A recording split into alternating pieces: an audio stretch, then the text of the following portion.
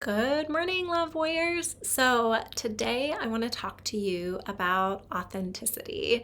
And to start with, I want to give us a reminder of what a love warrior is. So, a love warrior is somebody who knows in their bones that they are good and whole and true, despite what the world is saying about you. But being a love warrior also means that when we know those things about ourselves, that we deserve to be living a life that's authentic and true to ourselves. And it was recently brought to my attention that even though I'm really authentic at work, that I haven't really been authentic in showing up in my family home. And it's because I was worried about what people would be saying about me, and specifically just my immediate family. And it was a wake up call I needed. And I'm wondering if that's true for anybody else.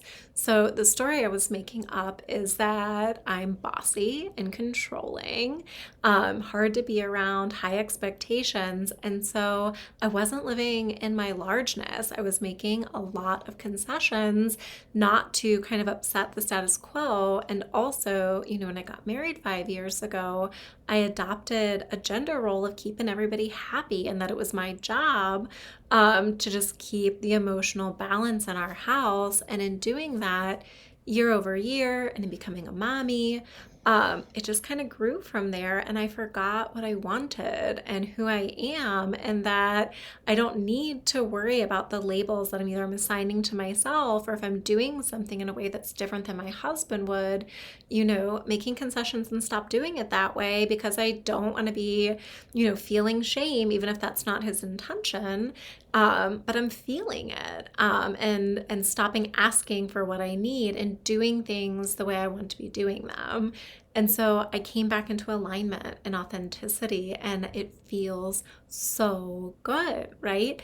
And I realized that I do like things a specific way, and that I do like structure and order and living from a wholehearted values based life. And even though that's different than how a lot of people enter into their days, it's how I need to enter into my day.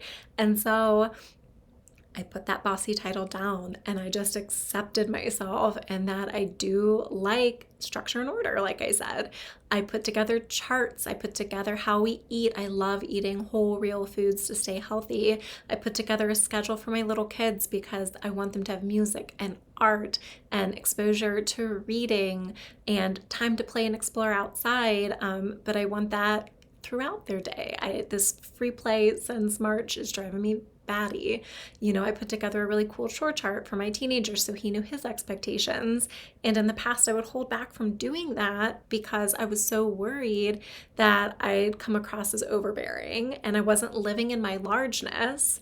And as I've, kind of been unpacking it and exploring it this last week, I wonder how much of that is because I'm a woman and what the world is saying about how women should be and how we should behave in a home, even though nobody specifically said to me, hey, Jesse, make sure that everybody is super happy and take care of everybody. It's what I decided I should be doing and adopting.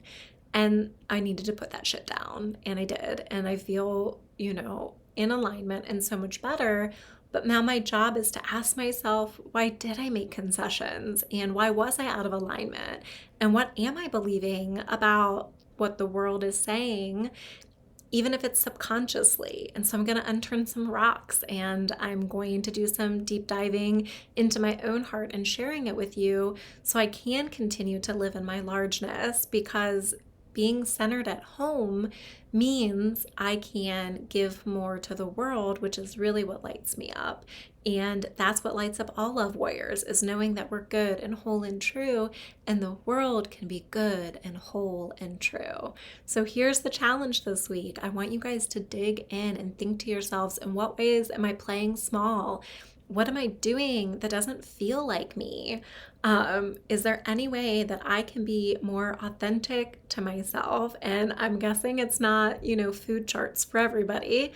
But I'm sure there's 1,000 things that light you up so that you can light up the world. And I'm so excited to share this journey with you and learn how we all step into our authentic selves together. Thanks so much for watching. Follow my blog this week. I'm going to talk more about it, put some pictures on Instagram of all the amazing charts that my family is now enjoying, all that good stuff. So thanks so much and have a great week.